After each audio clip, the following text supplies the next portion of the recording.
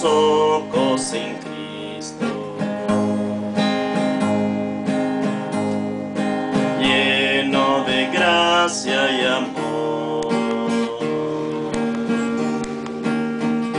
y lo terrenal sin valor será a la luz del glorioso Señor.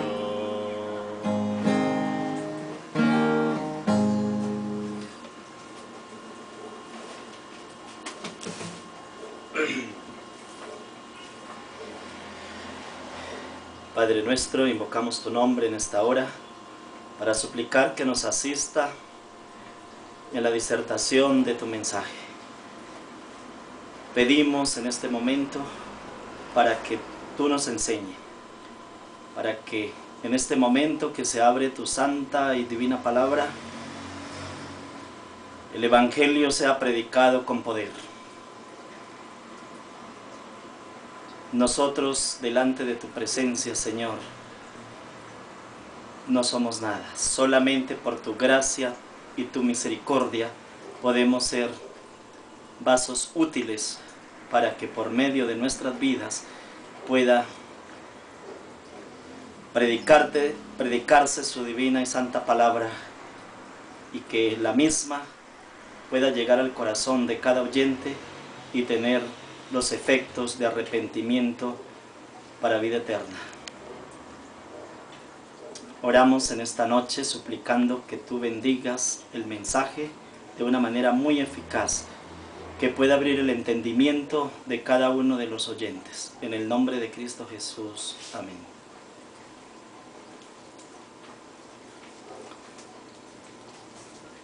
En esta noche me voy a permitir predicar un mensaje que tiene muchísima relevancia en este tiempo, dadas las circunstancias de la manera como se ha venido desobedeciendo las normas divinas. Este tema está basado en el libro de Éxodo capítulo 20, el versículo 8. Es un mensaje que nos enseña acerca del cuarto mandamiento de la santa ley de Dios, y lo he titulado Las bendiciones por observar el día del sábado, el día de reposo.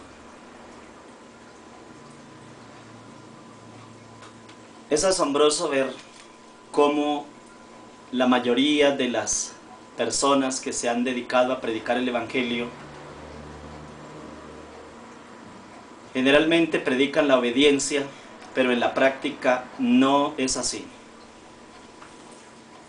Porque obedecer a Dios significa cumplir conforme lo que Él ordena en su divina y santa palabra. La mayoría de las personas no quieren hablar de mandamientos, no quieren hablar de normas, de ningún tipo de normas divinas, porque consideran que si predican los mandamientos de la santa ley de Dios y los enseñan a las personas, entonces incurren en el legalismo, y entonces en base a eso se estaría anulando la gracia de nuestro Señor Jesucristo en la cruz del Calvario, o sea, la salvación por gracia y no por obras.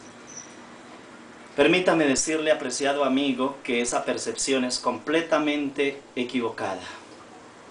Quien cree que hay que anular los mandamientos o hay que omitirlos, no predicando una verdad divina, porque incurre en legalismos, está completamente desfasado de toda la palabra de Dios, de toda la palabra divina, y tiene una percepción sumamente equivocada, y está incurriendo en desobediencia y estaría enseñando desobediencia. Nosotros no podemos de ninguna manera imaginarnos un evangelio sin ordenamiento de ninguna naturaleza, porque ¿cómo podríamos nosotros desempeñarnos delante de Dios sin tener un orden divino? Los preceptos de la santa ley de Dios son justamente los códigos eternos que Dios ha previsto para poder conducir al hombre por los difíciles caminos de la vida y poderlo sacar avante. Un evangelio sin normas sería un caos absoluto. Si Dios no tiene códigos, no tiene normas, o los mandamientos no estuvieran en vigencia, ¿sobre qué se llevaría el juicio? Si no existieran los mandamientos de la santa ley de Dios en plena vigencia en estos momentos, no existiría el pecado. Porque el apóstol San Pablo dice que el pecado es transgresión de la ley. El pecado no es otra cosa que incurrir en la violación a un mandamiento de la santa ley de Dios. Entonces, al no existir mandamientos, no existiría el pecado. Al no existir mandamientos, ordenanzas divinas, no existiría tampoco el orden, ni tendría Dios ningún fundamento ni ninguna base para emitir un juicio sobre ningún ser humano. Porque ¿con qué nos juzgaría Dios si no tendríamos nosotros normas? Entonces consideremos una ciudad como la ciudad de Bogotá, con cerca de 10 millones de habitantes. Si no existieran normas de tránsito, si no existieran normas jurídicas,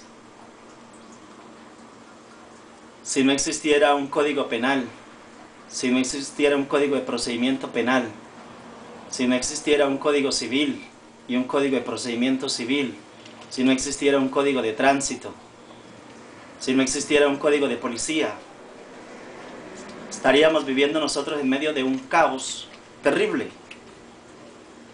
Cualquier persona podría pasar a toda velocidad en una encrucijada de varias calles, en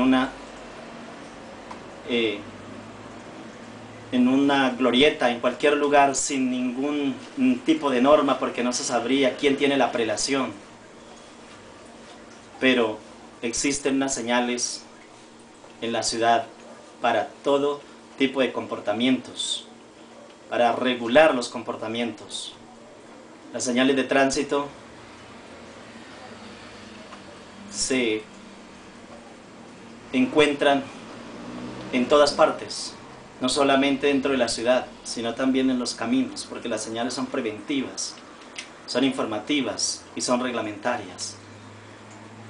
De no ser así, viviríamos en el caos. Si nosotros los seres humanos tenemos que tener un ordenamiento, tenemos que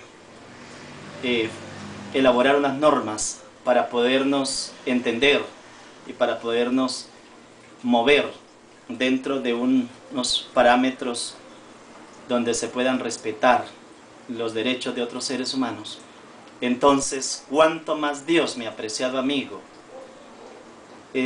Entraríamos en un caos terrible al no existir normas. Cuando se predica el evangelio sin normas y se enseña a los demás en esa misma forma, una persona realmente no está enseñando la obediencia, porque las normas son las que nos llevan a obedecerle a Dios. Sin normas no existiría ninguna obediencia.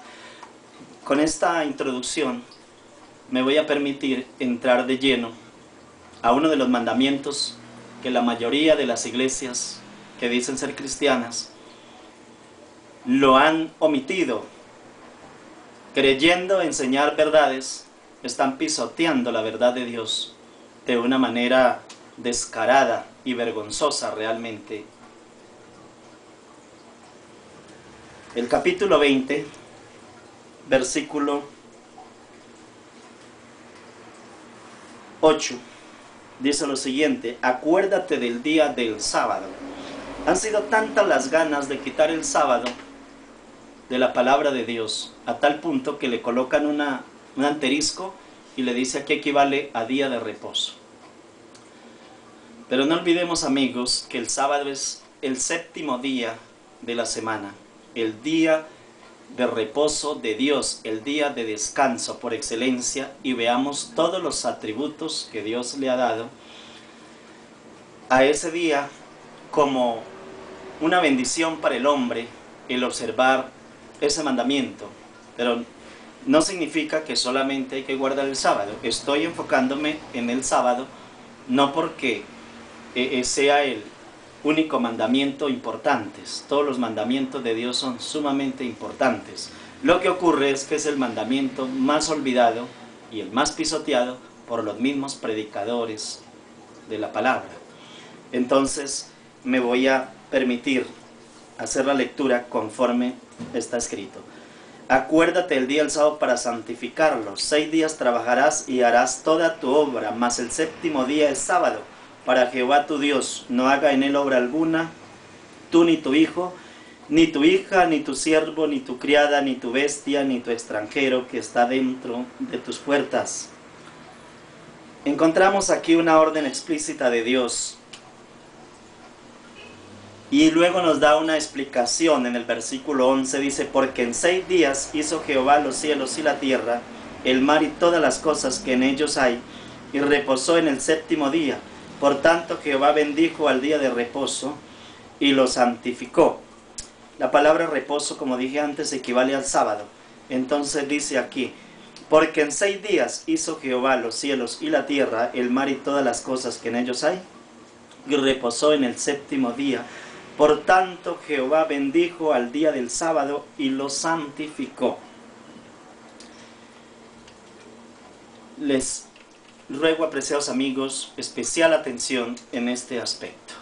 Quien santificó el día del sábado no fueron los judíos o fue Moisés, como algunos han querido engañar a las personas. El mandamiento del día del sábado fue ordenado directamente por Dios, y antes de que existiera algún judío, porque algunas personas que engañan al pueblo manifiestan que el sábado fue una ley para los judíos y que el sábado es exclusivamente para el pueblo judío. Yo quiero que en este momento concentre toda la atención en este estudio y voy a permitirme explicarle conforme la palabra que el sábado no tiene nada que ver con la existencia de los judíos. El sábado existió antes de los judíos y es un mandamiento universal para la humanidad en su conjunto. No es para un pueblo singular como el pueblo de los judíos, sino para el pueblo de Dios en todos los tiempos. Vea lo que dice aquí el versículo 11: porque en 6 días hizo Jehová los cielos y la tierra, el mar y todas las cosas que en ellos hay, y reposó en el día del sábado. El sábado fue bendito y apartado por Dios. La palabra bendito es apartado, es lo mismo, decir bendito o apartado. El sábado Dios lo apartó, lo santificó. Dice la palabra de Dios, lo bendijo, porque el día del sábado fue el día en que Dios reposó o descansó de la creación. Entonces el sábado tiene un comienzo en el mismo momento en que nace el hombre. El hombre acababa de ser creado y Dios bendijo al día de reposo y lo santificó. El Señor Jesucristo dice que el sábado fue hecho por causa del hombre. O sea que en el momento en que existe el hombre, y no el hombre por causa del sábado, el sábado fue hecho por causa del hombre. Cuando Dios hizo a Adán, también le hizo un día para que él reposara. Así como Dios trabajó los 6 días y reposó el séptimo día, quiere que nosotros los seres humanos lo honremos, lo glorifiquemos y santifiquemos el día de reposo, o ya está santificado por Dios. Entonces nosotros guardamos el día del sábado para Dios solamente por obediencia al Señor y porque nosotros también necesitamos un descanso. Son dos factores, no es simplemente porque nosotros necesitamos descansar. El sábado tiene un factor. Cuando yo estoy guardando el sábado y le digo a mis hijos que guarde el sábado, y le digo a mis amigos que guarde el sábado, y le digo a las personas a las que le predico que es un mandato de Dios y que guarde el sábado, estoy haciendo varias cosas. Una, estoy descansando porque yo necesito reposar. Si yo trabajo y no descanso, pues tengo que conseguir un boleto para el manicomio, porque el sistema nervioso no resiste. Los seres humanos necesitamos descansar. Ese es un factor. Necesitamos nosotros descansar y Dios nos dijo que descansáramos en el día del sábado. Mientras el hombre se canse, él necesita guardar el día del sábado, porque es un descanso para el ser humano de toda la jornada de trabajo. Eso es un factor. El otro factor, cuando yo guardo el sábado, estoy obedeciéndole a Dios, que me dijo, acuérdate del día del sábado para santificarlo. Trabaje 6 días, pero el séptimo día es reposo consagrado para Jehová tu Dios, y no haga en él obra alguna, ni tú, ni tu hijo, ni tu hija, ni tu siervo, ni tu extranjero, ninguno que esté dentro de tus puertas. El sábado es un descanso generalizado para la familia y los obreros, para la industria y todos los que en ella trabajen en la misma. Entonces el sábado es el descanso conjunto. Incluso los animales de un creyente no deben de estar ese día cargando llevando la faena, las cargas de toda la semana, porque ese día tanto los obreros como las personas ese día deben de descansar. Por eso dijo el Señor en su santa palabra que el día del sábado tiene esa finalidad, descansar el hombre. Entonces, ¿cuándo nace el sábado? Para que no se deje engañar de aquellas personas que dicen que el sábado es un día judío. Qué percepción absurda y absolutamente equivocada. Entonces el sábado nace cuando nace el hombre. El sábado arranca en el Edén. Y me voy a permitir presentarle a ustedes cómo el sábado, como un hilo de oro, atraviesa la Biblia desde el Génesis hasta el final de la misma. Toda la palabra de Dios y la existencia en este mundo incluso se remonta a la existencia en el mundo venidero. Esto lo vamos a ver a la luz de las Sagradas Escrituras sin alterar absolutamente nada. Por eso este programa se titula Así dice la Biblia. Esta serie la llamo Así dice la Biblia porque lo que me permito es predicar un evangelio completo, integral. No soy legalista, soy sencillamente un predicador del evangelio que me he propuesto a predicar la verdad conforme está en la Escritura, sin restarle ni quitarle ni ponerle cosas de ponerle más, ni tampoco hacer una sustracción de la palabra. Entonces, aquí ni adición ni sustracción, es única y exclusivamente la palabra pura en concreto. A eso es que me permito predicar, porque de otra manera estaría predicando un evangelio incompleto y dando una mala información. Bien, entonces aquí encontramos que no es con el pueblo judío, porque el pueblo judío nace muchos años después. Habían transcurrido en el mundo antediluviano más o menos 2000 años, no había existido ningún judío y ya el sábado fue dado desde el mismo momento de la creación de Edén. Sencillamente, cuando Dios aquí le habla al pueblo judío, no le dijo que ahí nacía el sábado, sino acuérdate. Cuando a uno le dice acuérdate, es porque ya está en uno, o porque ya existía. No le está diciendo, hoy voy a darles un mandamiento que inicia en este mismo día. O sea, hoy es el comienzo de este mandamiento, ¿no, Señor? El mandamiento dice, acuérdate. Acuérdate es aquello que ya estaba.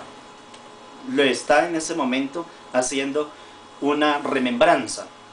O sea, tenga remembranza de lo que usted ya sabe, qué es lo que tiene que hacer. Eso es lo que ocurre, porque ya esto venía antes de existir algún judío. Bien, esta parte ya es bien clara y ya sabemos el por qué el Señor le manifestó. Entonces aquí da las razones. Él le dice el por qué tiene que guardarlo. ¿Qué está haciendo cuando yo guardo el sábado? Cuando yo guardo el sábado, estoy reconociendo, primero que todo, que Dios es mi creador. Es lo más importante, porque ese fue el sello de la creación. Allí termina Dios, y como para que el hombre se recuerde, porque Dios siempre ha dejado una memoria. Cuando sacó al pueblo de Israel de Egipto, allí les hizo celebrar la Pascua, dejando una memoria de las cosas. El sábado es una memoria de que Dios es el creador, pero Satanás ha querido atacar esos factores. Observe usted cómo el propósito de Satanás es quitar a Dios como creador de todas las cosas. Así fue como Charles Darwin quiso hacer creer, con un enorme engaño que ya quedó en vergüenzas, de que el hombre descendía de los primates y negando la creación divina. Entonces esto fue muy bien acogido por algunos movimientos que querían fundamentar esto para llevar a cabo el ateísmo, y los comunismos de aquellas épocas que no aceptaban nada de Dios y quemaban las Biblias y prohibían predicar el Evangelio. Eso fue una bienvenida. Entonces, esto con el cambio del sábado por el domingo ha sido uno de los dos factores donde el diablo ha querido realmente atacar durísimo la creación de Dios. Mientras usted esté predicando el Evangelio y predica que el cuarto mandamiento está en vigencia y que debe de observarse, porque nunca el sábado ha sido cambiado por el domingo, y ya lo vamos a ver por qué. Entonces, cuando está haciendo esto, está poniendo a Dios como su creador.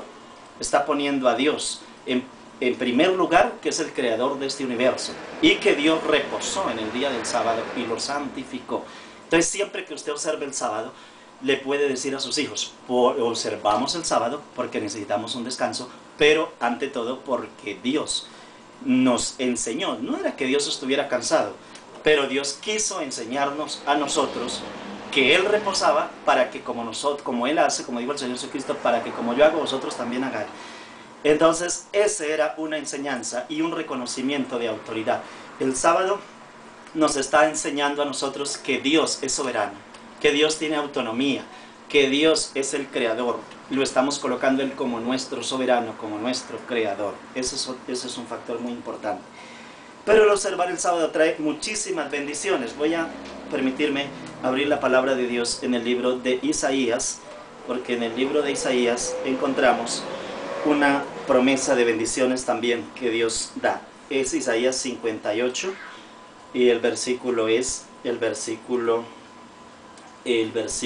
13. La Biblia dice así: si retrajere del día del sábado tu pie de hacer tu voluntad en mi día santo, y lo llamares delicia santo, glorioso de Jehová. El sábado es una delicia santa y es glorioso a Jehová. Y lo venerares no andando en tus propios caminos, ni buscando tu voluntad, ni hablando tus propias palabras, entonces te deleitarás en Jehová, y yo te haré subir sobre las alturas de la tierra, y te daré a comer la heredad de Jacob tu padre, porque la boca de Jehová lo ha hablado. Aquí el Señor, Dios Todopoderoso, en su bendita palabra, nos dice que si nosotros si retrajeres del día de reposo tu pie de hacer tu voluntad, es decir, si nosotros nos proponemos en el día del sábado a no hacer nuestra propia voluntad, y Él dice en mi día santo, o sea, el sábado es el día del Señor, es el día del Dios Todopoderoso, por eso lo llama en mi día, lo llama en mi día santo, y lo llamares delicia santo, o sea, una delicia santa, glorioso de Jehová. Le da todos los atributos mayores a esto. Es una delicia santa, es glorioso para Dios. Y lo venerares no andando en tus propios caminos, ni buscando tu voluntad, ni hablando tus propias palabras. Este es un día para no hacer negocios, mi apreciado amigo, ni para estar trabajando en el arado, cultivando la yuca o cultivando los plátanos o vendiendo la gaseosa. Es un día para cerrar los negocios. Es un día para no ir a la labranza. Es un día para ir a la iglesia a orar. Es un día para salir a predicar. Es un día para estar con Dios. Es un día para leer la palabra de Dios, la Santa Biblia. Es un día para estar en un oasis, digamos, es un día de olvidar la faena de la semana, la deuda, los compromisos, los problemas que se tienen en a menudo la persona humana. Ese día se olvida de todo y se conforma como un oasis en el desierto. Allí, en ese momento, se olvidó del trabajo y empezó usted a entrar en un reposo con Dios directamente de oración, de descanso, entrando directamente a la alabanza y a la oración, a la predicación, todo lo que tenga que ver con las cosas divinas, con las cosas de Dios. Dice que cuando esto se hace, el versículo 14 dice, entonces te deleitarás en Jehová. O sea, es un deleite en Dios, es un festín con Dios. Y yo te haré subir sobre las alturas de la tierra. Aquí viene la promesa de Dios. Es que esto no lo están diciendo los judíos, apreciado amigo, esto lo está diciendo directamente Dios a través de un profeta que se llama Isaías. Y la mayoría de los que predican hablan de este profeta Isaías. Entonces no sé por qué empiezan a disminuirle a la palabra. Y te daré a comer la heredad de Jacob tu padre, porque la boca de Jehová lo ha hablado. La heredad de Jacob, nuestro padre, es una palabra que tiene mucho significado. A través de Jacob viene la salvación a las naciones, porque el Señor le dijo a Abraham en el capítulo 12 del libro de Éxodo, en ti serán benditas todas las naciones de la tierra. O sea, todas las personas en el mundo entero serían benditas, porque de ahí de Abraham nace Isaac, de Isaac nace Jacob, de Jacob vienen las 12 tribus, y de las 12 tribus viene aquí el profeta Isaías, y bueno, y todo el resto, y de ahí nace también nuestro Señor Jesucristo, que por medio de él alcanzamos nosotros, y por eso dice, le haré a comer la heredad de Jacob tu padre, porque la boca de Jehová tu Dios lo ha hablado. La heredad de Jacob tu padre, la salvación de Dios, la salvación de Dios dada a todos los pueblos, impartida, como lo dije en otra oportunidad, impartida a todos, e imputada también a aquellos que creen directamente en nuestro Señor Jesucristo, la encontramos por esta línea. Así es que el que lo ha ordenado es justamente nuestro Dios. Y yo te haré subir sobre las alturas de la tierra. Esa es una bendición de Dios, es una promesa grandísima. Pero resulta que hay personas que dicen, no, pero es que el sábado eso fue transitorio. Eso fue solamente, estoy hablando del sábado como día de reposo, no estoy hablando del año sabático, que ese ya sería tema de otra oportunidad, que esas son leyes muy diferentes al día de reposo. El sábado sabático, el holocausto y una cantidad de cosas que eran leyes ceremoniales, las leyes rituales.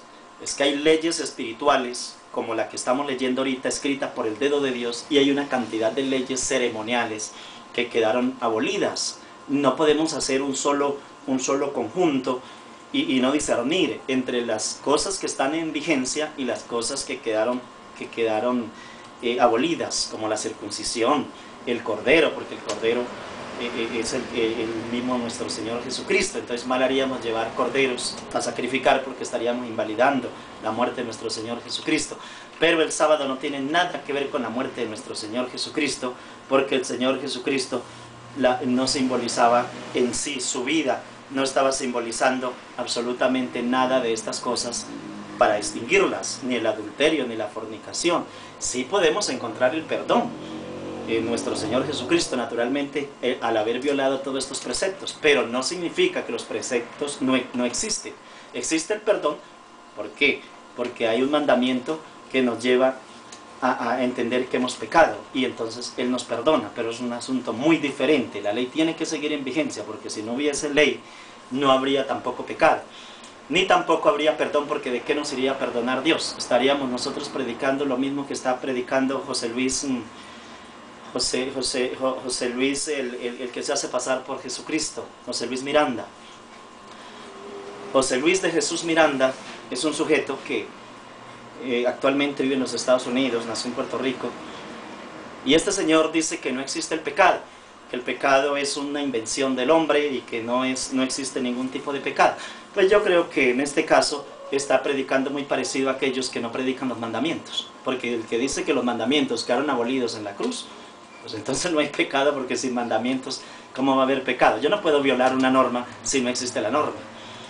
A mí no puede venir un agente de la policía o un juez de la república a imputarme un delito que no esté prescrito. Primero que todo tiene que existir dentro de una normatividad jurídica, porque para que una conducta para que una conducta sea punible, en el caso de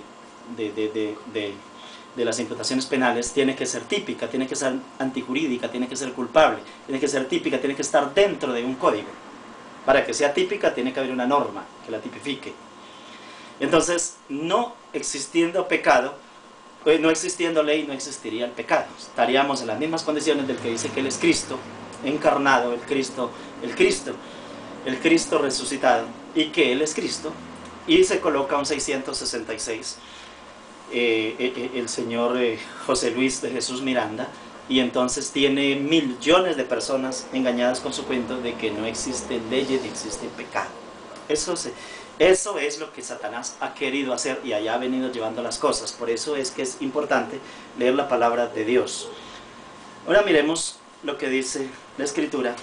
Ya vimos las promesas, las bendiciones que trae el observar el día de reposo. En el libro de Ezequiel, en el capítulo 20, y el versículo 20, dice: y santificad mi día de reposo. Santificad. ¿Qué quiere decir santificar, mi apreciado amigo? El sábado ya fue santificado por Dios. Santificar quiere decir apártelo, porque santo es apartado. Entonces, literalmente, aparte usted el día de reposo, aparte mi día de reposo, o sea, aparte mi día de sábado, y sean por señal entre mí y vosotros. El sábado constituye una señal, porque Dios ya sabía que la mayoría de personas se iban a ir por las ramas predicando que hay que obedecerle a Dios, pero obedecerle a Dios, ¿qué? Si los mandamientos escritos por el dedo de Dios, que son en tablas de piedra y se encuentran en Éxodo, nadie los quiere predicar hoy. Nadie quiere hablar de los mandamientos de la ley de Dios. La gente se va hablando de milagros, de maravillas, de bendiciones, pero predican un evangelio sin obediencia. Y voy a predicar en otra oportunidad todo lo que significa obediencia, y va a entender usted que a Dios le importa más su obediencia, es decir, que usted sea obediente a lo que Él le manda, lo que Él le diga, que todo lo demás, el resto es alaraca. Los verdaderos hijos de Dios tienen que distinguirse por la obediencia, porque el Señor Jesucristo dijo: si me amáis, guardad mis mandamientos, y el que me ama será amado de mi Padre. Entonces, esa es una señal, que si nosotros amamos a Dios, tenemos que guardar sus mandamientos. Es vergonzoso realmente, pero ha llegado esto al extremo. No le dé vergüenza, hermano pastor, no le dé vergüenza predicar los mandamientos de la santa ley de Dios.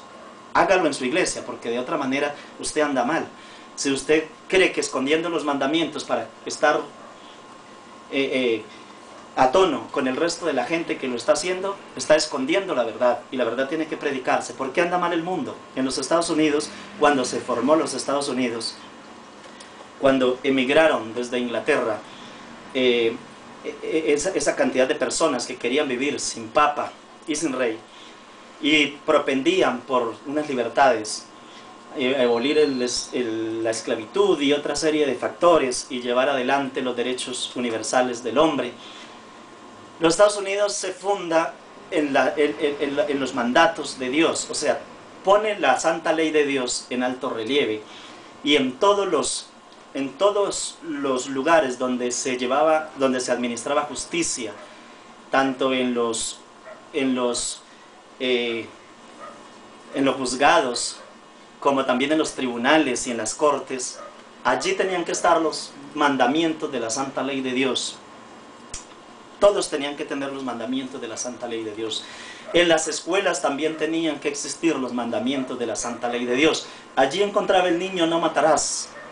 El niño podía mirar y allí decía: no hurtarás. Allí decía: amarás a tu Dios con toda tu mente, con todo tu corazón, con toda tu alma, el primer mandamiento. Esos mandamientos que encontraban allí las personas, o cuando la persona tenía que ir delante del juez, allí veía los mandamientos. Y esto estaba abierto para todo el mundo. Luego después arrancaron los mandamientos de la santa ley de Dios, y en los Estados Unidos se dio la orden de que en ninguna escuela existieran los mandamientos de la santa ley de Dios, como tampoco en los tribunales ni en los juzgados. Hecho que trajo todo el caos y desgracia, porque observen ustedes que los Estados Unidos, que nace de un aspecto piadoso, con miras de predicar el evangelio y ser luz para las naciones, y Dios lo coloca como la cabeza del mundo, los Estados Unidos en este momento no interpreta absolutamente nada o muy poco lo que significa creer en Dios. Los Estados Unidos cayeron en este momento en un asunto asombroso. Allí está la droga, la prostitución de toda naturaleza, el lesbianismo, homosexualismo, hay todo tipo de cosas, porque apartaron también los mandamientos de la santa ley de Dios. Se ha levantado un movimiento de creyentes porque se necesita una reforma, mis apreciados amigos, y yo lo invito para que usted esté conmigo en esa reforma. Yo me voy a proponer a que esta vida se esfume predicando la palabra de Dios completa, sin negarle nada.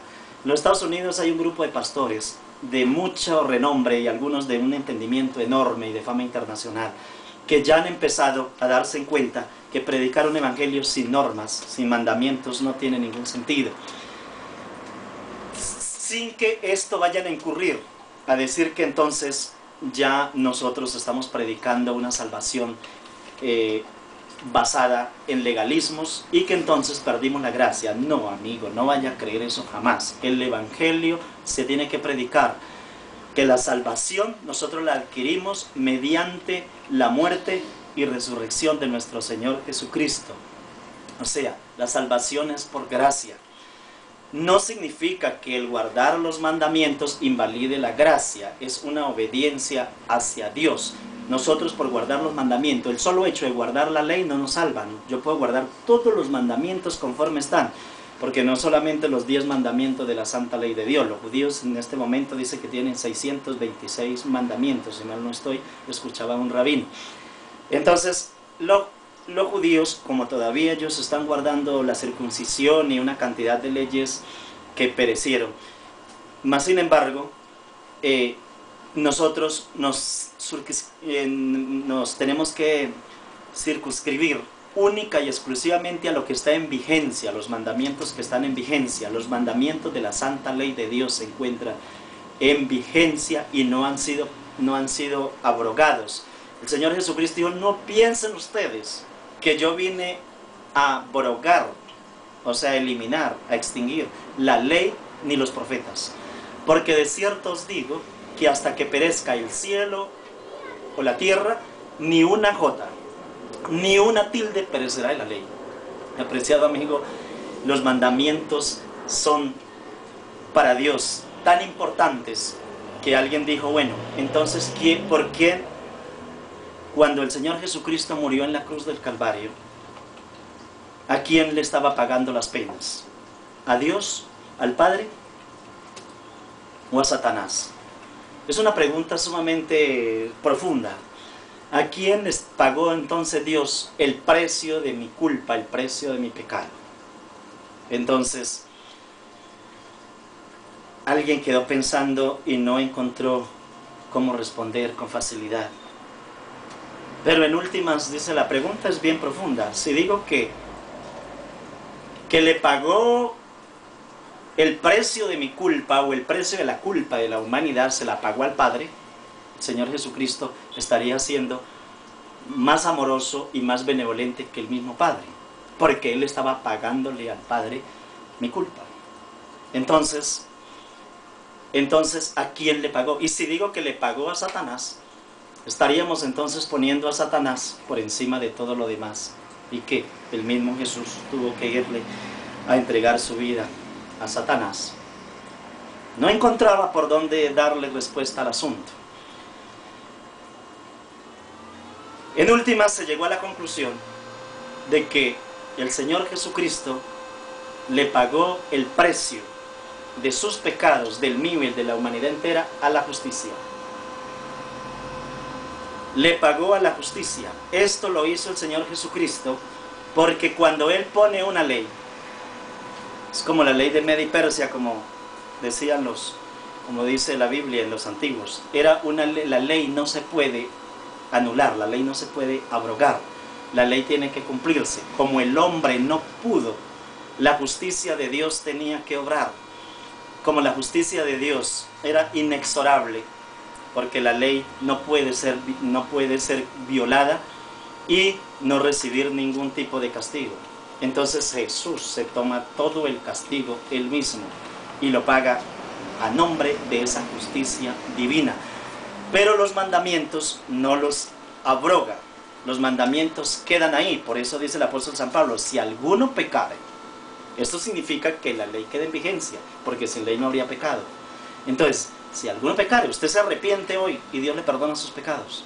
Y aquí están los 10 mandamientos, que en el momento en que usted mate, comete un pecado. En el momento en que usted hurte, comete un pecado. En el momento en que le quite la mujer al prójimo, comete un pecado. En el momento en que usted no ame a Dios por encima de todas las cosas, viola el primer mandamiento de la santa ley de Dios. En el momento en que usted adore imágenes, usted está cometiendo un pecado. A pesar de que murió el Señor Jesucristo, no significa que esto quedó muerto y que ya no hay que hablar nada de la santa ley de Dios. No, Señor. La Biblia dice: si alguno pecare, abogado tenemos para con nosotros a Jesucristo el justo. ¿Qué significa? Que la ley está ahí. Por eso le digo, el mismo Dios tiene que morir por guardar la ley. Y es que no es así. Solamente llevemos este caso, no solamente las leyes de Dios, las leyes terrenales, que son tan efímeras a comparación de las leyes de Dios, porque las leyes de Dios son inmutables, son eternas y son universales. Las leyes de Dios no son como las leyes humanas, porque aquí, por ejemplo, el derecho penal. El derecho penal fue elevado a la categoría de ciencia, no como una ciencia exacta con fórmulas universales, sino como una ciencia dogmática crítica. Y esas leyes que se dan aquí en la tierra, las leyes que las da el Congreso colombiano, una vez que están establecidas, son elevadas a la categoría de ciencia. Vean ustedes, son elevadas a la categoría de ciencia y tiene como una verdad exacta, digamos. Es, para ser una ciencia, tiene que ser una verdad auténtica. Así se tiene la ley. ¿Y qué ocurre con esa ley? Esa ley, una vez que ha sido promulgada, ha sido publicada en el diario oficial y ha sido sancionada por la firma del presidente y de las cortes, entonces de la Corte Suprema de Justicia, y si el caso es demandado y va a la Corte Constitucional, se declara exequible. Esa ley tiene más fuerza, vean ustedes, tiene más fuerza que todas las personas mismas que la hicieron. Los cerebros de esas personas que dieron esa ley, o que la firmaron, o que la proyectaron, y que luego le dieron forma, y luego la firmaron, esas personas están sujetas a esa misma ley. O sea, el congresista que hizo la ley puede ir a la cárcel por esa misma ley. Y entre todos juntos, no podrán revocar esa ley si no es porque se proyecte. Es decir, aquí en el mundo en que nosotros nos encontramos, todos los pueblos que en este momento tienen un ordenamiento jurídico, y que son la mayoría, porque hasta los pueblos indígenas también tienen cierto ordenamiento, ya sea de costumbres, como sea, pero tienen sus órdenes, su ordenamiento, sus leyes, sus normas. No puede ninguna persona pasarse por encima de esa ley, porque esa ley obliga a los mismos que la hicieron, y así los cerebros se encuentren esfumados, después se encuentren extintos en el polvo de la tierra, de esas personas que crearon esa ley. La ley continúa por encima de ellos. La ley está por encima del gobierno, la ley está por encima del presidente de la república, está por encima de los congresistas, está por encima de los jueces que la administran, está por encima de los magistrados. Así es la ley de Dios, mi apreciado amigo, pero mucho mayor, porque esta ley en un momento determinado la pueden modificar. pero las leyes de Dios no son modificables, porque las leyes de Dios son eternas. Entonces dirá usted, bueno, y no son modificables, ¿por qué se extinguieron las leyes cuando murió el Señor Jesucristo? La ley no fue modificada, sino que se cumplió en Cristo, por ejemplo. Por ejemplo, el Cordero. Ya no hay que, esa ley de que tenía que llevar un Cordero por el pecado, pues esa ley no se ha extinguido. El Cordero lo presentamos nosotros siempre que pedimos perdón. Cuando yo le pido perdón a mi Padre a través de la sangre de Jesucristo, estoy presentando en ese momento el Cordero.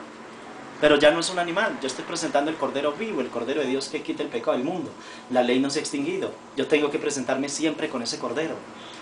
Es que eso es lo que ocurre. Él tuvo que hacer en mi lugar un trabajo, pero en el momento en que vuelva a incurrir yo en pecados, tengo que volverme a agarrar de ese mismo sacrificio, porque es el sacrificio de Jesucristo el que me está dando a mí el perdón, es el que me hace ver ante el Padre justo, porque la justicia mía no me funciona. Entonces yo tengo que ir a Jesucristo, y esa es la dinámica para poder nosotros ser salvos, presentando cada rato ese sacrificio.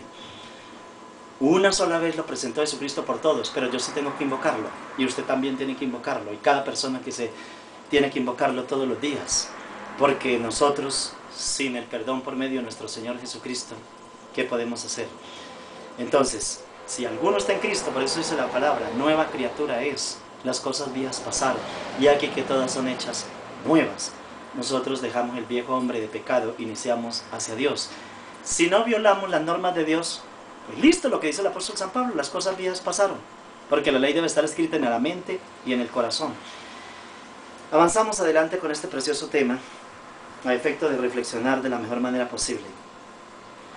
Entonces hablábamos que en Isaías 20:13 encontramos, para que fuesen señal entre mí y ellos. Ahora vamos a Ezequiel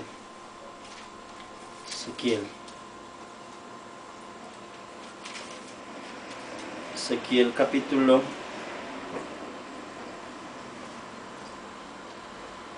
22. Mas retraje mi mano a causa de mi nombre, para que no se infamase a la vista de las naciones ante cuyos ojos les había sacado. También les alcé yo mi mano, dice el Señor, en el desierto, jurando que los esparciría entre las naciones y que los disiparía por las tierras, porque no pusieron por obra mis decretos, sino que desecharon mis estatutos y profanaron mis días de sábado. Y tras los ídolos de sus padres se les fueron los ojos. Por eso yo también les di estatutos que no eran buenos y decretos por los cuales no podrían vivir, y los contaminé en sus ofrendas, cuando hacían pasar por el fuego a todo primogénito, para desolarlos y hacerles saber que yo soy Jehová. El pueblo de Israel, apreciados amigos, dejaron de guardar el día del sábado. Dice la Biblia aquí, en algunos momentos se volvieron tremendos violadores del sábado, como también sacrificaban hijos, el primogénito, se los sacrificaban al fuego, a los demonios, a los dioses ajenos. Y dice la palabra de Dios que los esparció. Por eso aquí el versículo 24 del libro de Ezequiel dice, porque no pusieron por obra mis decretos, sino que desecharon mis estatutos y profanaron mis días de sábado. Entonces dice la palabra de Dios que Dios los esparció. También les alcé yo mi mano, el versículo 23, en el desierto, jurando que los esparciría entre las naciones y que los disiparía por la tierra. Mis apreciados amigos, el pueblo judío, que fue elegido para ser el pueblo de Dios y para que llevara la verdad a todas las naciones, porque el mismo Señor Jesucristo dijo, y en ti serán benditas todas las naciones. Y del pueblo judío hemos encontrado enormes bendiciones, porque de allí encontramos la salvación. La Biblia dice que la salvación viene por los judíos, porque Jesucristo nace del pueblo judío. En alguna oportunidad se sacrificaron 70 toros, cuando existían 70 países hasta ahora en ese momento. Se hizo un sacrificio casi por todas las naciones. En Israel viene una bendición grandísima. Pero entonces este pueblo, a medida que pasaron los días, se fue contaminando mucho y dijo Dios, los esparciré. el objeto de Dios de esparcir a este pueblo, Él mismo les dice, porque yo alcé mi mano. Esto fue cuando Dios les prometió en el desierto, que continuando ellos en esa situación y en esa forma de desobedecer a Dios, los esparciría por las naciones. Y vean ustedes que el pueblo de Israel no ha tenido prácticamente tranquilidad, ha sido muy poca la tranquilidad que ha tenido justamente por eso, porque el Señor mismo le ha dicho aquí, porque violan los mandamientos, y póngase usted a violar los mandamientos de la santa ley de Dios, a predicar un evangelio sin normas y a mantener ajeno a la misericordia divina. Mantenga usted una vida promiscua, mantenga una vida licenciosa, baja. Esto lo conlleva muchísimas desgracias. Al pueblo de Israel lo llevó a que apenas duraron 400 años con el templo. Recuerdan ustedes que cuando el pueblo de Israel construyó su templo, a los 400 años los esparció Dios por el imperio de Babilonia y hacia muchos lugares, porque cada uno fue buscando ubicarse en uno y otro lugar. Posteriormente, después de esto, volvieron a recobrar y volvieron a construir el templo, y más o menos unos 64 años antes del nacimiento del Señor Jesucristo, ya vino Constantino y invadió al pueblo de Israel y le hizo una invasión terrible, y allí volvieron a seguir esclavos, porque cuando el pueblo de Israel, o por lo menos estaban bajo el imperio de los romanos, cuando vino el Señor Jesucristo estaba bajo el imperio de los romanos. A los pocos días después de la muerte del Señor Jesucristo, en el año 64, cuando empiezan a levantarse movimientos judíos en contra de los romanos, que fueron los celotes y los sicarios, que de ahí viene el término sicario, entonces estos se rebelaron contra el gobernador Félix, contra el rey Agripa, contra estos gobernadores Félix Agripa de su época, y los sacaron corriendo. Y entonces vino aquí en ese momento Vespasiano Tito, y ordenó a su hijo que llevara su mismo nombre, Tito, y en el año 64 Tito viene y toma al pueblo de Israel y vuelve y lo levanta de allí. El pueblo empieza de ahí en adelante en una situación muy difícil, cuando fue destruido Israel, completamente destruido. Una cosa asombrosa como las ciudades fueron Jerusalén, el templo volvió a quedar hecho pedazos, y se cumplió la palabra del Señor Jesucristo: no quedará piedra sobre piedra sin que sea destruida. La última fortaleza, llamada Masada, fue destruida en el año 70. Allí fue la última resistencia, el bastión más grande que tenía Israel, y donde había hecho Herodes una fortaleza inexpugnable. De todas maneras, Dios destruyó completamente todas esas fortalezas, y allí no quedaron sino ruinas. Por eso en el pueblo de Israel, del templo no queda sino un muro, donde van ellos a rezar, y se llama el muro de los lamentos, el muro donde ellos se lamentan de haber perdido ese templo. Entonces, Israel, en síntesis, duró 400 años el primer templo, el otro templo otros 400 años, 800 años. Un pueblo que ha podido permanecer para siempre. Mi amigo, si no se fundamenta en el respeto a los mandamientos divinos, la predicación que usted hace, ahí está el versículo que acabo de leer. Dios le dijo: por eso lo voy a esparcir, porque ustedes no están guardando el sábado, porque ustedes están sacrificando los hijos a los ídolos. Sacrifique usted también en este tiempo hijos a ídolos, y se dará cuenta la desgracia en la que cae. O tenga imágenes, dioses ajenos, cualquiera que sean dioses ajenos que adore usted. Tener imágenes no es un pecado, pero adorarlos es un pecado.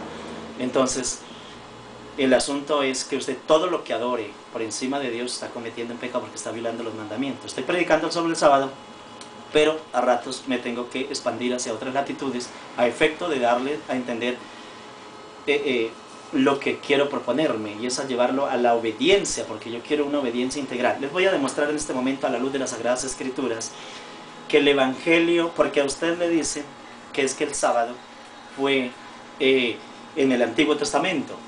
Entonces, algunos, para engañarlo, le dicen: no, es que el sábado fue para el pueblo judío. Pero bueno, si usted los lleva aquí a Génesis, que fue desde el momento de la creación, bueno, entonces ya no fue para el pueblo judío. Ah, no, pero eso fue para el Antiguo Testamento. El Nuevo Testamento no tiene nada que ver con eso. Le voy a demostrar efectivamente que el sábado no fue dado en el Antiguo Testamento únicamente. Veamos lo que dice el capítulo 24 del libro de San Mateo. Aquí se cumple lo que acabo de predicar un momento atrás. Vean ustedes lo que ocurre cuando el Señor Jesucristo hace la entrada triunfal a Jerusalén y andaba con sus discípulos, y allí cuando ellos iban saliendo, los discípulos le mostraron el templo y el Señor, y les dijeron: mire esa hermosura de edificios. Efectivamente, Israel tenía las mejores maravillas y fortalezas en ese entonces. El templo había sido creado con tres murallas. Imposible para poder destruir ese templo, era completamente imposible. A la vista humana era imposible. Las fortalezas que había creado, había elaborado el rey Herodes, eran tan enormes. Había hecho la fortaleza de Masada, una de las más grandes del mundo, en una altiplanicie de tres fanegadas, más o menos 3 hectáreas. Diríamos que algunos 3.000 metros. Allí estaba esa enorme fortaleza que se levantaba por en medio de acantilados. Era una cosa asombrosa, era una maravilla. Sinceramente, nadie podía pensar que eso algún día se podía destruir. Habían 4 obras que era imposible realmente destruirlas, pero el Señor Jesucristo dijo: no quedará piedra sobre piedra. Israel, en ese momento Jerusalén era un orgullo para todas las naciones y para el pueblo de Israel. Las maravillas que habían dentro de ese pueblo no era fácil, era algo inexpugnable. Pero el Señor Jesucristo dijo: no quedará piedra sobre piedra sin que sea destruida. El apóstol San Juan dice que cuando Jesús miró a Jerusalén en el momento en que fue entrando y lo observó, lloró Jesús. ¿Qué hizo Jesús? Miró a Jerusalén, miró esas maravillas de edificaciones, con todas las fortalezas, con todas esas murallas de piedra, bien construidas, con toda la determinación, para que ese pueblo fuera bien resguardado, bien fortalecido.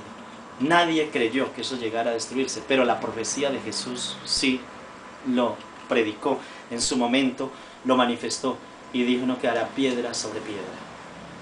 Vio la destrucción, las ruinas de Jerusalén. Y este es escalofriante aquí, el versículo 14, el versículo 15 de San Mateo 24 dice: por tanto, cuando veas en el lugar santo la abominación desoladora de que habló el profeta Daniel, el que lee entienda. Amigos, la asolación, la abominación desoladora era la destrucción de Jerusalén, la destrucción absoluta, porque es que Jerusalén en ese momento no le quedó habitable para el pueblo de Israel. Y en ese momento Jerusalén quedó reducido a nada. Inclusive todos los árboles que existían en alrededor, todos esos árboles fueron quemados, fueron cortados, porque según dice Flavio Josefo, el historiador, y Tácito también, porque Flavio Josefo era un judío que estuvo en ese momento, fue llevado al ejército de Tito, y entonces Flavio, historiador, un hombre muy preparado, escribió las escenas, porque él estuvo en esos eventos, en muchos de ellos, desde el año 64. El único momento en que no estuvo Flavio Josefo fue en el año 70, cuando destruyeron la fortaleza de Masada, cuando empieza la diáspora, cuando el pueblo de Israel ya tiene que salir, como dijo el Señor, a todas las naciones. Pero aquí es donde quiero llegar para que no se deje engañar, amigo. Cuando el Señor Jesucristo dice: orad para que su vida no sea en invierno ni en día de sábado, porque habrá una terrible tribulación que no ha habido desde que existe el mundo hasta ahora. Voy a leerlo directamente de la Biblia. Por tanto, cuando veas en el lugar santo la abominación desoladora de que habló el profeta Daniel, el que lea entienda. Entonces los que estén en Judea huyan a los montes, y el que esté en la azotea no descienda para tomar algo de su casa, y el que esté en el campo no vuelva atrás para tomar su capa. Mas ay de las que estén encintas y de las que crían en aquellos días. Orad pues, versículo 20, que vuestra vida no sea en invierno ni en días de reposo. Mire, amigo, aquí sí encuentra usted la palabra fundamental para que no se vaya a dejar engañar. Observe que el Señor Jesucristo muere en el año 34 de la era cristiana, aproximadamente. Resulta que en ese año que muere Jesucristo, todavía estaba el templo en pie, y todavía no había ocurrido esa gran tribulación. No había ocurrido la destrucción desoladora que dice aquí, de la que predicó el profeta Daniel. Por tanto, cuando veas el lugar santo, en el lugar santo la abominación desoladora, o sea, el lugar santo, era allí, el templo que iba a ser destruido por las tropas del comandante Tito.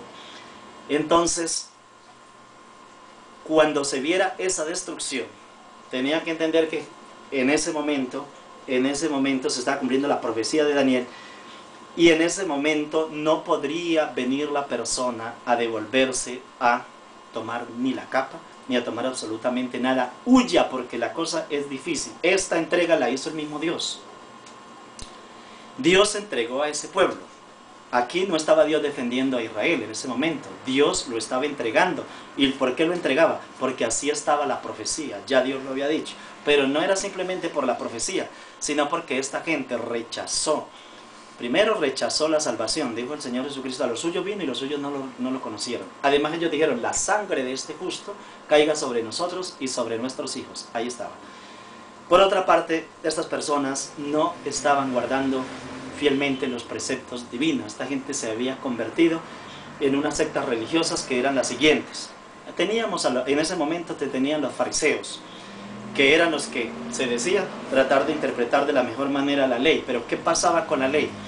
Al sábado le habían puesto que no se podía caminar sino 30 metros, o bueno, X, era más o menos lo de un tiro de piedra. Eso era una cosa cortita, que no se podía caminar. Entonces la gente tenía que permanecer allí muy ligada. No, eso no lo decía la palabra de Dios tampoco. Le habían colocado una cantidad de cosas, un poco de leyes que ellos mismos habían formado, que no eran leyes de Dios. Habían criticado al Señor Jesucristo como violador del día de reposo, cuando el Señor Jesucristo en ningún momento violó el sábado. El Señor Jesucristo vino a hacer milagros en el día del sábado y se reunía en las iglesias, pero si había que sanar a un enfermo, lo sanaba, y eso lo puede hacer usted. Yo puedo orar por un enfermo en el día de reposo. Los discípulos arrancaron unas espiguitas para comérselas y ya vinieron a criticarlo. Así no es que nosotros predicamos el sábado. Una cosa es predicar el evangelio como es, y otra cosa es ponerle cargas que no son. Es como dice la Escritura. Por eso la Biblia dice: el que cree en mí, como dice la Escritura, ríos de agua viva correrán de su vientre. Entonces hay que mirar con especial atención. Pero mire usted lo que dice aquí la Biblia: orad para que vuestra vida no sea en invierno ni en día del sábado, porque habrá. Orad pues que vuestra vida no sea en invierno ni en día de sábado, porque habrá entonces gran tribulación, cual no la ha habido desde el principio del mundo hasta ahora, ni la habrá.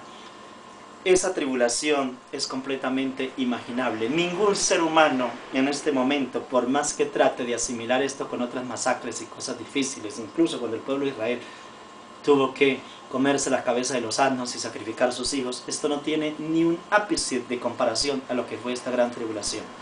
El historiador Tácito dice que se crucificaban 500 personas diarias enfrente a los muros de Jerusalén, y por eso se cortaron todos los árboles donde Jesús estuvo orando y todo eso. Eso quedó talado, esto fue una desgracia, eso quedó barrido el pueblo. 500 cruces allí, crucificando. Traían gente de las veredas, de todas partes, las que salían del pueblo, las que encontraban por el camino, y el ejército de Tito cogía a esas personas y las crucificaba allí, y podía mirar, desde las torres se podían mirar cómo habían 500 personas muriendo todos los días. Eso no era una exageración, esos son hechos que narra Flavio Josefo, el historiador, y Tácito. Esas cosas eran tan asombrosas, tanta era la desgracia, que las pirámides de muertos eran incontables. Los niños eran sacados de los vientres de las madres y estrellados. Era una cosa sumamente difícil lo que vivió el pueblo de Israel. ¿Cuándo ocurre esto? Si Jesús muere en el año 33-34 de la era cristiana, y esto ocurre en el año 64, cuando se rebelaron los celotes contra la invasión de los romanos. Entonces esto ocurre en el año 64. Estaríamos hablando de aproximadamente unos unos 20 y algo de años, ocurren estas cosas. O sea, estaba para el futuro. Si el Señor Jesucristo, amigo, hubiera venido a abrogar la ley y a cambiar el día del sábado por el día del domingo, como dicen algunas personas, sin ningún fundamento bíblico, porque eso es completamente falso. El sábado por el domingo es cambiado, pero en Roma, por un emperador en el año 321. Y eso está documentado, y usted lo puede leer a través de las bibliotecas, o también simplemente entrar a internet y averiguar cuándo se cambió el sábado por el domingo. Encontrará que se fue haciendo gradualmente, pero efectivamente cuando ya entra una ley para que se cambie el sábado por el domingo, esto se da en el año 321, y además no se dio para que todo el mundo lo cambiara, sino que se dio para que los jueces tuvieran descanso el domingo, y las personas que trabajaban en oficinas. Eso se fue dando así, esa ley, hasta que se cambió completamente el sábado por el domingo. Pero esto fue gradualmente en Roma, ocurre muchos años después. La iglesia cristiana, los discípulos y todos entraron guardando el día de reposo y enseñando los mandamientos de la santa ley de Dios, porque el sábado no fue cambiado por nuestro Señor Jesucristo. Por eso aquí dice: orad para que vuestra vida no sea en invierno ni en día del sábado, porque él sabía que ese era un momento muy difícil, y el sábado era un día para estar en reposo, para estar orando, y para un judío era muy difícil entrar en combate, entrar en guerra, o salir corriendo en un día de reposo para sacar sus cositas, para cargar su maleta, y todas estas cosas, porque habrá gran tribulación. Es posible que en el momento de la toma no haya sido sábado, mas sin embargo el Señor les dio esa, queriendo decir, el sábado sigue en vigencia. El Señor Jesucristo también se reunía en los días de sábado. Después de haber muerto el Señor Jesucristo, dice que María Magdalena, después de la muerte de Jesucristo, dice que vueltas, cuando ellas volvieron de la crucifixión de nuestro Señor Jesucristo, trajeron especies aromáticas y reposaron el sábado conforme el mandamiento. O sea, el pueblo de Dios siguió guardando el día del sábado. Y todos los judíos que llegaron, que fueron a predicar el evangelio, los judíos arrepentidos, los judíos que guardaron los mandamientos de Dios ya como cristianos creyentes, predicaban y enseñaban los mandamientos de la santa ley de Dios, y siguieron guardando el santo sábado en los lugares donde se encontraban. El cambio lo fue haciendo gradualmente la iglesia romana, porque la Biblia dice que tratará de cambiar los tiempos y la ley. Eso está profetizado también en Daniel, y eso fue lo que hizo. Pero no es todo solo esto. Aquí ya encontramos que casi 30 años después de la muerte de nuestro Señor Jesucristo, porque en sí la destrucción el último bastión de Jerusalén fue en el año 70. Eso ocurre 27 años después, 24 años después de la muerte de nuestro Señor Jesucristo, 26 años la cosa, después de la muerte de nuestro Señor Jesucristo. Ahí estaba hablando acerca de esa profecía: orad para que vuestra vida no sea en invierno ni el día del sábado. Esto ocurre después, 24 años después de la muerte de nuestro Señor Jesucristo. Ahora miremos lo que dice aquí las Sagradas Escrituras.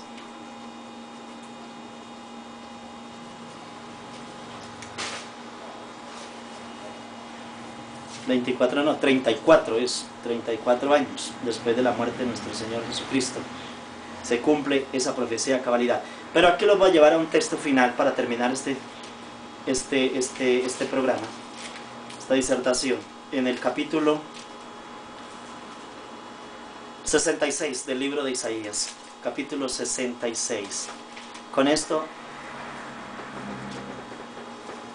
este estudio es apenas un brochazo. Esto, para estudiarlo desde luego con todas las connotaciones, cumplimientos y fechas exactas y todos los detalles, nos llevaría muchísimo tiempo, una serie de conferencias por lo menos de un mes.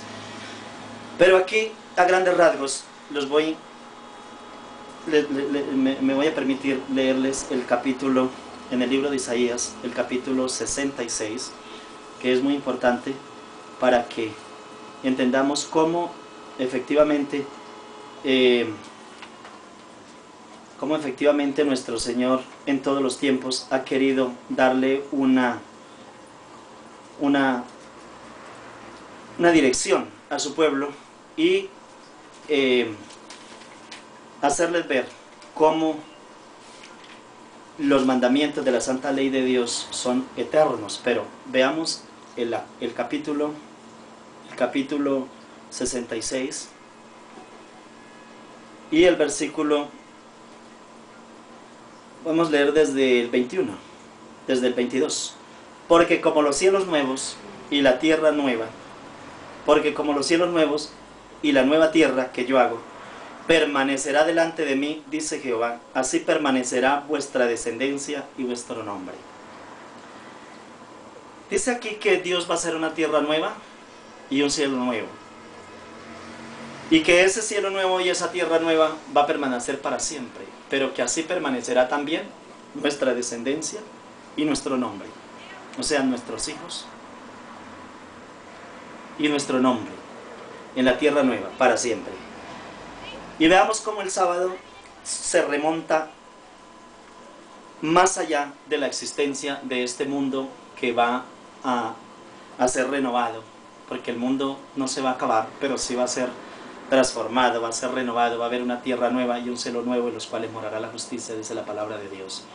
Después de la segunda venida de nuestro Señor Jesucristo, entonces Él llevará a sus escogidos en la segunda venida, llevará a sus escogidos para el cielo, y allí morará con ellos 1000 años, dice la palabra de Dios. Luego el Señor volverá a esta tierra como un traslado de Dios hacia esta tierra donde nosotros estamos, pero esta tierra quedará completamente purificada. Esta tierra será un nuevo Edén, un nuevo paraíso. Pero vean lo que va a suceder cuando ya Dios haya venido con